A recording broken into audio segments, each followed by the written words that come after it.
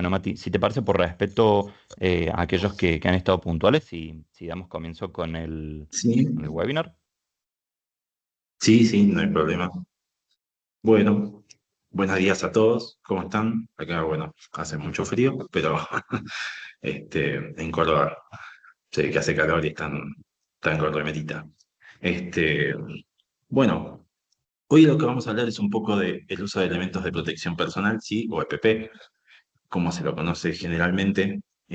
Bueno, en principio, gracias a la gente que mandó comentarios por el webinar anterior. Una de las consultas era porque era tan corto que querían que fuera más extenso. Bueno, esto tiene que ver con que son presentaciones cortas, primero porque es día de semana, todos estamos en actividades laborales, por lo tanto es no quitarles demasiado tiempo a sus actividades diarias, y segundo, porque bueno, son introducciones para lo que va a ser un curso que, bueno, tendrá fecha a confirmar, que obviamente será mucho más extenso y demás, donde ahondaremos en cuestiones más técnicas y en cada uno de los temas que vamos a ir presentando, ¿sí? Así que bueno, eh, como saben, pueden hacer preguntas después al final y, y si no, bueno, por mail, como hicieron algunos. Así que bueno, para dar comienzo, hoy vamos a hablar de esto y para los que estuvieron en el webinar anterior, ¿sí?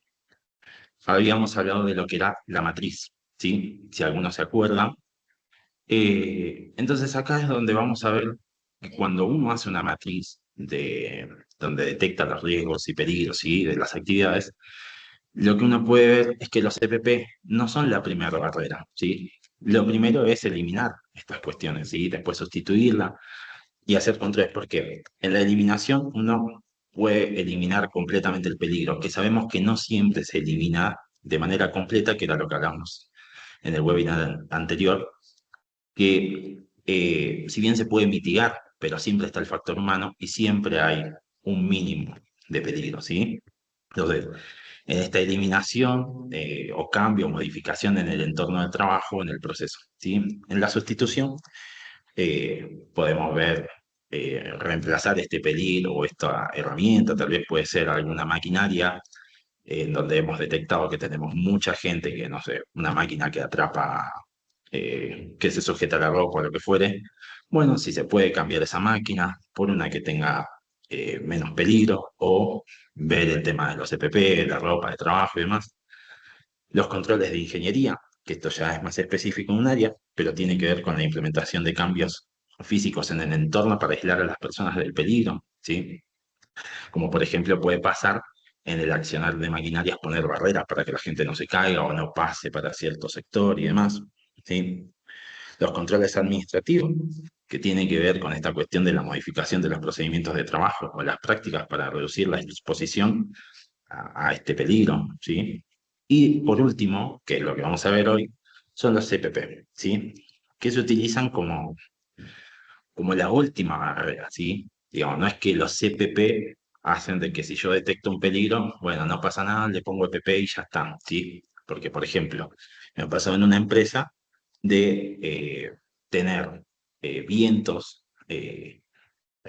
ráfagas de viento de 60, 70 kilómetros por hora en la Puna salteña, por ejemplo, y tener que suspender las actividades. ¿Por qué? Porque más allá de que las personas tengan los arneses, tengan los cascos, tengan las gafas y demás, la posibilidad de que se caiga sigue existiendo. No es que porque le puse los EPP, que esa persona no se va a caer cuando haya ráfagas de viento. No, claramente ahí hay que hacer una detección de ese peligro y decir, bueno, si hay ráfagas de viento, ahí es donde decimos el EPP no es lo primero, ¿sí? Es directamente suspender la actividad. Bueno, vamos a ver en los tipos de equipos de protección personal. Vamos a hacer un paso por lo más común, digamos, o lo que más tienen que usar la mayoría de las personas, eh, que se clasifican según el área del cuerpo que protegen y la función que cumplen. Algunos ejemplos comunes como son la cabeza, el casco, la protección ocular, las gafas o caretas, ¿sí? Depende siempre de la actividad, porque a veces son antiparras, a veces se necesita para soldadura y demás. Las protecciones respiratorias, ¿sí? Depende de dónde trabaja. Si uno trabaja en una fábrica donde hay polución y demás, claramente debe tener una mascarilla. Las protecciones auditivas, ¿sí? Que son muy importantes, más allá de que a veces uno tenga una cierta tolerancia, la exposición a los DB, como vamos a ver, claramente puede causar daños, y la protección de los pies y el caso de seguridad, ¿sí? Bueno, vamos a empezar con la protección de la cabeza, el casco. Eh, Además de los tipos, ¿no? Ahora vamos a ver más o menos lo que es la clasificación por colores, ¿sí? Y entender un poquito de para qué es cada uno. Tenemos los cascos de clase A. Estos ofrecen una protección contra impactos de objetos que caen y también proporcionan cierto nivel de aislamiento eléctrico, generalmente hasta 2200 voltios, ¿sí? Vamos a ver que hay clasificaciones. Por ejemplo, yo les había contado la vez pasada, es que habíamos tenido el caso de un muchacho que se accidentó porque se le cayó un fierro, una máquina en la cabeza, ¿no? Si no hubiera tenido el casco correspondiente, claramente la historia hubiera sido otra, ¿sí? Entonces, por eso es importante, y siempre lo recalco, el trabajo del personal y el conocimiento de la existencia de estos EPP y para qué sirven cada uno, que no es una cuestión meramente caprichosa, sino que hay una norma IRA, que es la 3620, que es la que determina todas las cuestiones técnicas que debe cumplir un EPP, ¿sí? Bueno, después tenemos los cascos de clase B, que ofrecen protección contra impactos y penetración de objetos que caen, así como también protección contra descargas eléctricas de alto voltaje, típicamente hasta 20.000 voltios. Los de clase C, que son cascos que ofrecen protección contra impactos y no están diseñados para proteger contra riesgos eléctricos. Y otros tipos de cascos diseñados para propósitos específicos, como cascos de bomberos contra resistencia al calor y productos químicos, o cascos para trabajo en altura que ofrecen protección adicional contra caídas. También se clasifican en tipo 1, 2 y materiales de fabricación, ¿sí? Entonces, hay una gran gama de cascos de protección. Entonces, uno tiene que saber. Primero, por eso siempre se hace cuando se implementa una norma como es la 45001, se hace una matriz y se identifican los peligros, ¿sí? Entonces, si yo voy a trabajar con electricidad, claramente necesito que un casco me proteja. Más allá de que voy a manipular con las manos, existe la posibilidad de que haya un cable colgado o lo que fuere que me pueda tocar la cabeza. Y si yo no tengo el casco adecuado, la historia no la voy a contar. Entonces, hay ciertas cosas que se deben cumplir, ¿sí? La norma, por ejemplo, esta IRAM, la 3620, habla de que no debe entorpecer la vista ni la parte de la audición, que la parte interna debe estar acolchonada y tener una separación de más o menos unos 3 centímetros, digamos, desde lo que se coloca en la cabeza, no hablar más zona adentro del casco para que tenga una amortiguación adecuada, ¿sí? Entonces, hay ciertas cuestiones a tener en cuenta, por eso es muy importante saber qué tipo de casco se va a usar, además de la clasificación que después podemos tener por colores. Sí, que ustedes van a ver que hay lugares, por ejemplo, de construcción, donde tenemos los cascos blancos, que son la gente de supervisión, gerencia y demás, los cascos amarillos, que mayormente pertenecen a la gente operaria de construcción, los azules, que están utilizados para la gente que trabaja en carpintería o en la parte eléctrica también, los verdes, que son para los inspectores de seguridad, personal médico, los rojos, que son de bomberos, y los naranjas para visitantes y demás, ¿sí? Entonces, estos, más allá de diferenciarse por colores, también se diferencian por distintos tipos de clase. Entonces, ahora vamos a ver un poquito lo que es la protección visual, ¿sí?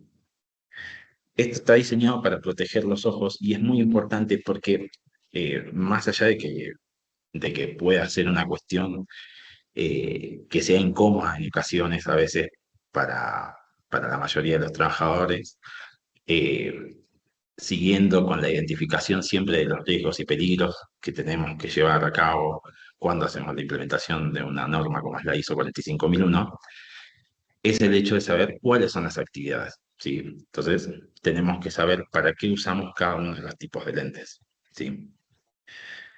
Tenemos los incoloros, que ofrecen protección general y buena agudeza visual. Por ejemplo, a mí me pasa estar en la puna y sin embargo yo puedo utilizar un lente que sea transparente, pero acá el sol es muy fuerte. Entonces, claramente tengo que proteger mi vista. Por ejemplo, la gente de HS nos brinda lentes contra protección de rayos UV para la vista, claramente, ¿no? Entonces, más allá de protegernos ante además del polvillo y todas las cuestiones que pueden llegar a suceder, que pueda haber por el viento y demás, también es la protección contra el sol, ¿sí? Tengan en cuenta que cuando uno, por ejemplo, ve el espectro de la luz, ¿sí? La luz azul es la más dañina, más allá. No sé si a alguno le pasó, eh, pero bueno, cuando ven el auto de la policía, por ejemplo, la luz azul, yo tengo 36 años, pero cuando yo era chico todavía tenía roja y azul, y la azul es más dañina, porque claramente en el espectro de la visual eh, afecta más por eso los colores cálidos son menos perjudiciales para la vista, y eso tiene que ver con los protectores de pantalla y demás, ¿no? No quiero irme de tema, pero con esto quiero recalcar la importancia de saber elegir el color de la lente que se va a usar según la actividad que se va a realizar, ¿sí? Entonces, bueno, como podemos ver, el color gris reduce el brillo general de la luz visible, que los hace ideales para uso en exteriores, especialmente en los días soleados, o pueden ser negros también. Los amarillos o ámbar, estos mejoran el contraste y la percepción de profundidad, especialmente en condiciones de baja luminosidad o con luz azul o nubosidad. Esto es muy importante también, por ejemplo, para la gente que maneja, ¿sí? Que hace transporte, porque necesitan tener una excelente visual precisamente porque ponen en riesgo su vida o la de otros, ¿sí? Y los verdes que ofrecen una buena protección contra reflejos y radiaciones UV y también pueden mejorar la visión en zonas de sombra, ¿sí? Pero además también tenemos las protecciones que tienen que ver contra las soldaduras, por ejemplo, ¿sí? Que más allá que ya son mascarillas. En cuanto a las protecciones respiratorias, nos pasa mucho de que nos puede llegar a recordar a un momento feo a nivel mundial que fue la pandemia, pero sí en cuestiones, por ejemplo, en fábricas de pastas, en fábricas de cerámicas y demás, es muy importante porque hay casos de personas que han tenido enfermedades precisamente por no utilizar no solo un barbijo, ¿sí? Sino la protección adecuada. A veces un barbijo no es suficiente. Entonces, es importante tener la protección respiratoria adecuada según el tipo de contaminación al que se está expuesto, ¿sí? Los respiradores deben estar siempre ajustados, ¿sí? Como corresponde, y si requieren de un filtro y demás, eh, eso es trabajo del área de seguridad y higiene junto con el implementador de ISO 45001, de darse cuenta cuáles son las actividades que se van a llevar a cabo y si es necesario un barbijo o un protector respiratorio ya de otro tipo, ¿sí? Como para poder llevar adelante la actividad. Acá tenemos algunos ejemplos, como son las mascarillas, por ejemplo, que ofrecen una protección general que tiene que ver con los barbijos que usábamos comúnmente, este, que son para uso interiores, donde no hay un riesgo específico. Bueno, perdón, me fui para atrás. eh, donde no tenemos un riesgo específico, ¿sí? Pero es requerido porque tal vez no hay una alta polución y demás, pero sí puede ser perjudicial con el tiempo, porque a veces también tiene que ver con con la cantidad de horas expuestos a ese químico, ¿sí? O a ese polvillo que está en el aire, ¿sí? Me ha pasado, como les decía, en esta fábrica de cerámicas, de personas que empezaron a presentar síntomas respiratorios y bueno, tuvieron que volver a analizar y darse cuenta que requerían de otro, porque parecía inofensivo, pero en el trasvase que pasaba de una tolva a la otra, digamos, para hacer la cerámica, quedaba un polvillo así como invisible, por así decirlo, imperceptible al ojo, pero que quedaba en el aire y la gente que trabajaba en esa área, una de las personas mayormente empezó a presentar problemas y bueno, entonces se determinó que todos usaran mascarillas para evitar estas cuestiones, ¿sí? Entonces, Bueno, después tenemos la protección auditiva, que está muy sobrevalorada en ocasiones porque a veces uno tiende a escuchar música fuerte. Estamos muy acostumbrados a aislarnos y a escuchar con auriculares Bluetooth o lo que fuere, y eso nos da la percepción de que podemos tolerar ciertos ruidos, ¿sí? ¿Qué pasa? Llega un momento que la membrana del oído no resiste tanta presión, porque es una presión la que se genera por los bebés. Por eso van a ver, por ejemplo, que en los aeropuertos el ruido de las turbinas es tan fuerte que la gente necesita utilizar protección auditivo. ¿Les ha pasado tal vez en algún momento? Estimo que todos han ido a bailar o han ido a algún recital eh, y que les queda ese zumbido, ¿sí? Llega un punto que hay gente que ese zumbido de tanto estar expuesto a ese ruido constante, lo tiene constantemente y ya no se le va más, porque a veces uno en un ruido aturdidor que ha estado expuesto durante bastante tiempo, llega a quedarse casi sordo. Entonces, digamos, no llega a ser perjudicial para la salud porque uno al otro día recupera la audición, pero cuando uno está en un ambiente laboral donde hay mucho ruido, claramente con el tiempo la audición va a ir disminuyendo. Entonces es importante tal vez a veces no utilizar los protectores estos, los cascos estos que se utilizan, ¿no? De la imagen, sino tal vez unos tapones que son un poco más cómodos, más prácticos y nos permiten una mayor movilidad porque tal vez la actividad no requiere que se aísle tanto. Pero, por ejemplo, estos, estos auriculares, ¿sí? Cuando uno sobrepasa, por ejemplo, los 85 dB, ya cuando uno escucha algo a 40 dB empieza a sentir un poco de molestia, ¿sí? A los 50, 60 dB claramente empieza a ser más insoportable. Pero a unos 85 dB, esto suele pasar más en las empresas metalúrgicas y demás, donde la maquinaria está en constante movimiento. Bueno, eso puede llegar a ser perjudicial claramente para la audición con el tiempo. Entonces, tener una atenuación de unos 30 dB claramente es muchísimo, pero no siempre es utilizado porque a veces con unos tapones comunes, como los que venden otras marcas, eh, son más que suficientes para poder disminuir y aislar el sonido, ¿sí? Pero imagínense, por ejemplo, a mí me ha tocado ir a una fábrica de hilos, y donde están los hilares, estamos hablando de 150 máquinas que están haciendo hilo. O sea, es imposible dialogar en ese sector.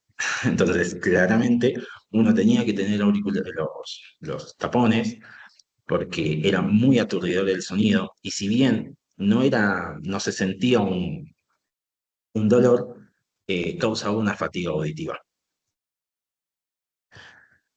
Entonces, una de las cosas que podemos llegar a tener es, por ejemplo, como hablábamos, la exposición continua a niveles de ruido peligroso puede provocar la pérdida auditiva gradual. Claramente es irreversible porque es una membrana.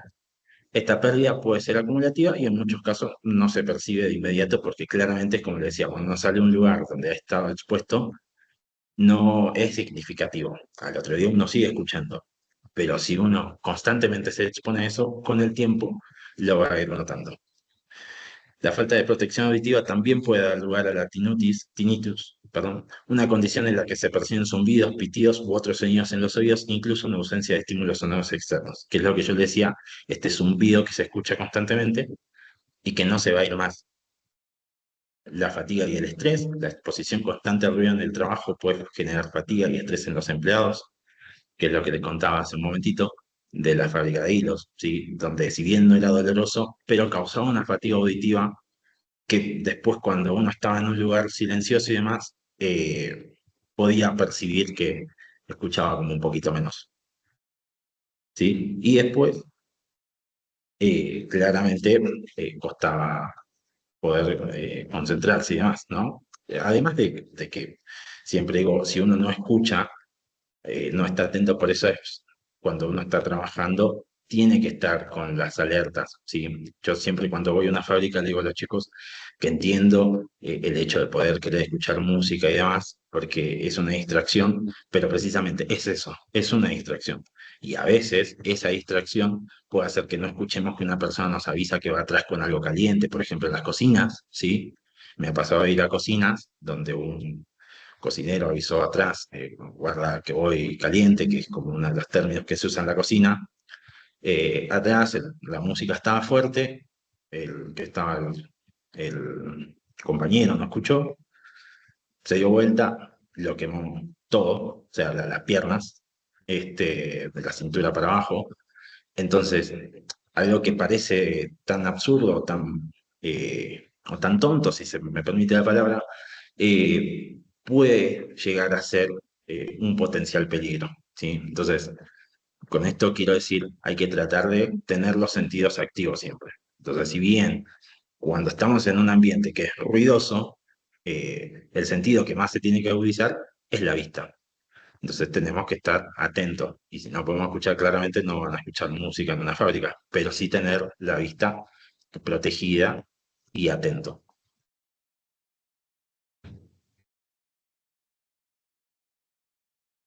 Después tenemos la protección para marcas. ¿Sí? Esta es una cuestión que entiendo que, que a muchas personas les cuesta.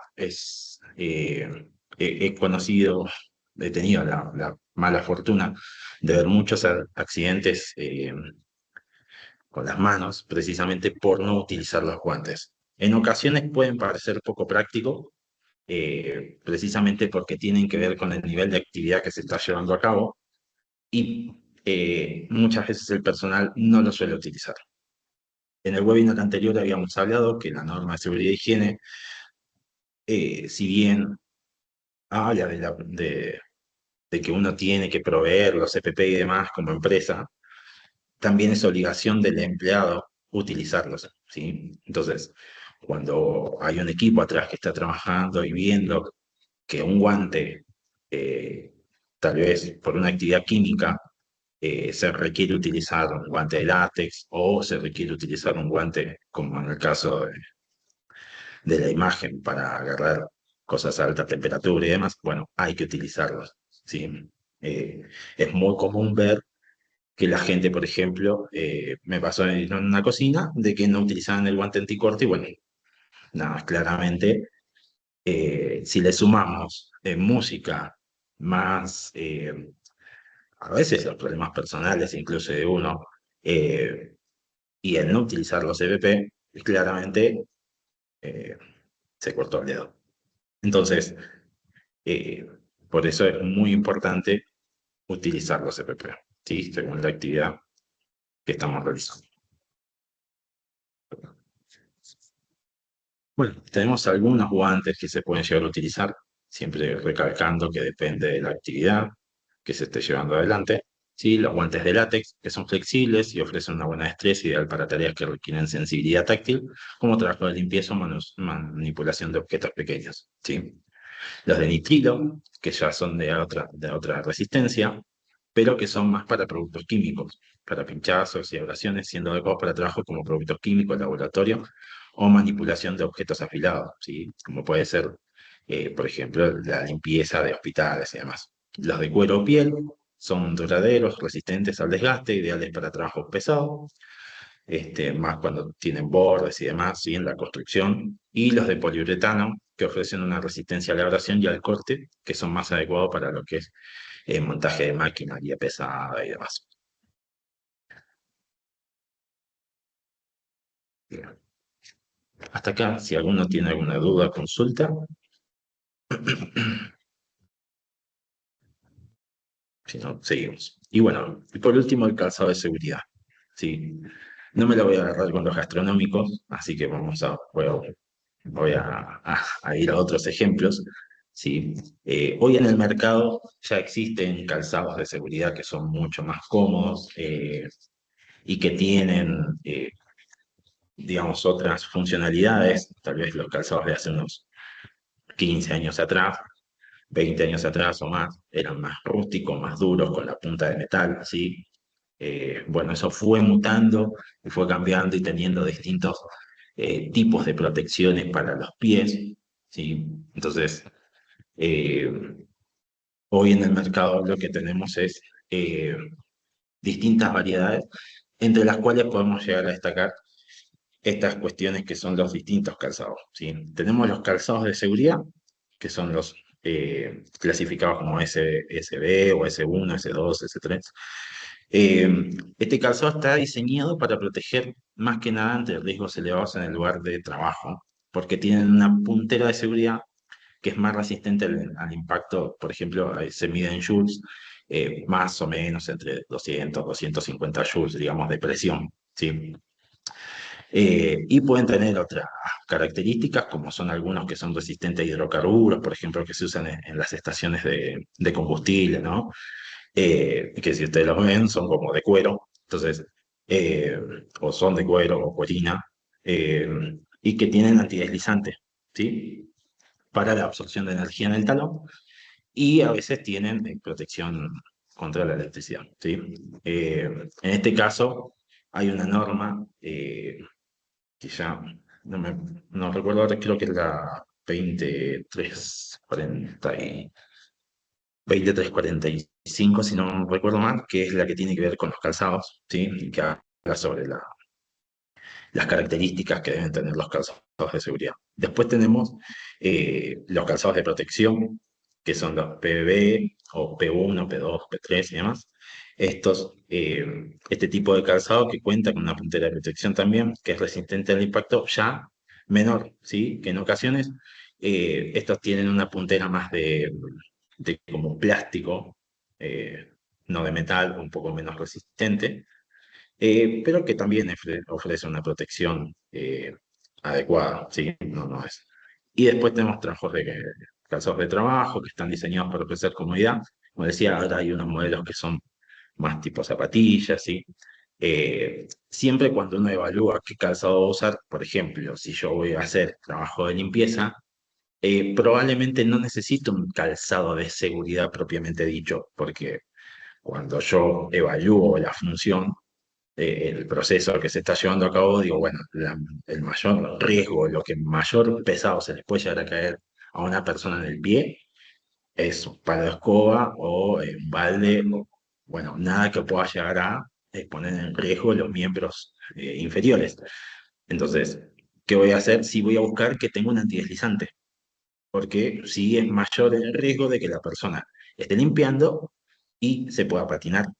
Entonces, pero me ha pasado de encontrar personas utilizando zapatillas. Y más allá de que la zapatilla pueda llegar a tener un antideslizante, en ocasiones no es nueva. Y volvemos a lo mismo. ¿Cuál es el riesgo? De que tal vez estés pasando una aspiradora o, por ejemplo, en una de las empresas de limpieza que fui, uno de los chicos se golpeó el pie y se levantó la uña porque estaba pasando la máquina, no sé si algunos conocen o si hay alguien del ámbito de la limpieza, la máquina tipo rodillo, o sea, que gira, ¿sí? Entonces él no estaba usando el calzado, se le fue la máquina, porque es una máquina complicada de manejar, le pegó en el pie, tenía unas alpargatas puestas, entonces claramente le pegó en el dedo y le levantó la uña entera. Si bien no perdió eh, el dedo ni nada, digamos, el dolor más allá de insoportable, digo, se hubiera podido evitar ese accidente utilizando el calzado de seguridad que la empresa le había brindado además, ¿sí? Entonces, por eso siempre recalco que uno como trabajador exige sus derechos de tener los EPP adecuados, y siempre digo, cuando uno detecta, porque la seguridad la hacemos entre todos, es decir, bueno, acá hay algo que tal vez al personal de seguridad y higiene se le escapó, al implementador de ISO 45000 también, porque puede pasar. Entonces, o hubo un cambio en la estructura o maquinaria o infraestructura de la empresa que hace que aparezcan nuevos riesgos, ¿sí? O peligros. Entonces, siempre es importante utilizar los EPP brindados por la organización, ¿sí? Y bueno, hasta acá es el webinar del día de hoy. Eh, Como les decía al principio, si bien son webinars cortos, eh, es importante que, bueno, podamos cuidar nuestro cuerpo, ¿sí? Utilizar los EPP adecuados, y bueno, siempre ante cualquier duda o consulta, este, pueden acercarse al personal de seguridad y higiene de su organización o cualquier cosa externa, preguntarnos a nosotros. ¿Sí? Que si alguno tiene dudas o consultas,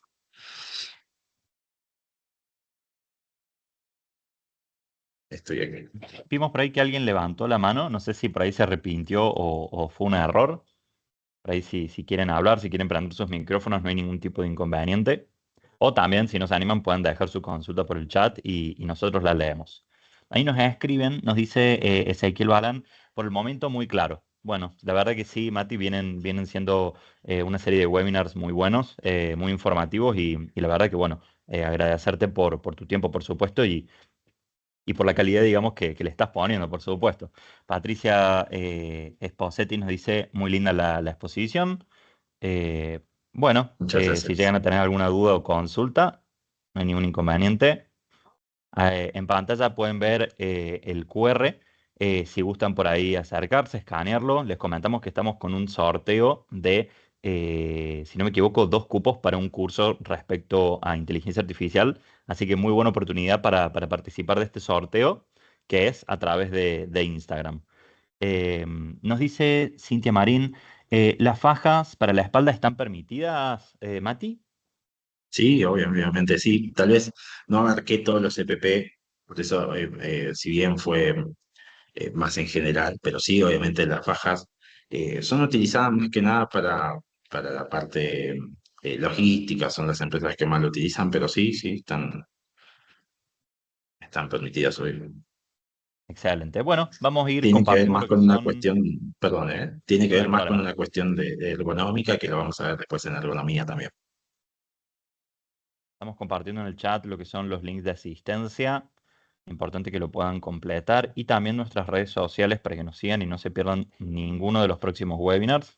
Importante, martes que viene a la misma hora tenemos el webinar de ergonomía, como lo mencionó Mati. Y también estamos dejando nuestra página web para que puedan ver todos los servicios que ofrecemos, por ahí también referidos a estas normas que se han tratado en el día de hoy. Súper importante por ahí si alguien justo estaba pensando en contratar estos servicios, saber que desde ASG no solamente brindamos estos en cuestión de seguridad y higiene, sino también un pool bastante grande de servicios. Em, bien, recalco de nuevo la oportunidad de lo que es el sorteo que estamos haciendo a través de Instagram para que puedan pasar por allí y participen. No sé por ahí si ha quedado alguna duda o alguna consulta.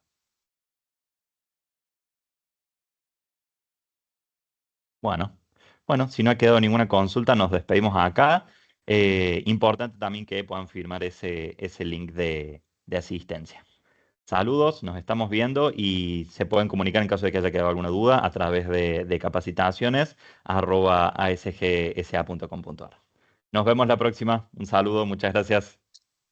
Hasta luego. Saludos a todos. Bien, Virginia, ahí te pasamos de nuevo el link. No te preocupes, ahí te lo estamos compartiendo. Y también vamos a compartir el mail en caso de que haya quedado alguna duda que se puedan comunicar por allí. Ahí ya lo estamos compartiendo. Ahí estamos, ese es nuestro mail. Listo. Ahora sí, si no queda más nada, nos estamos viendo la próxima. Un saludo muy grande. Saludos.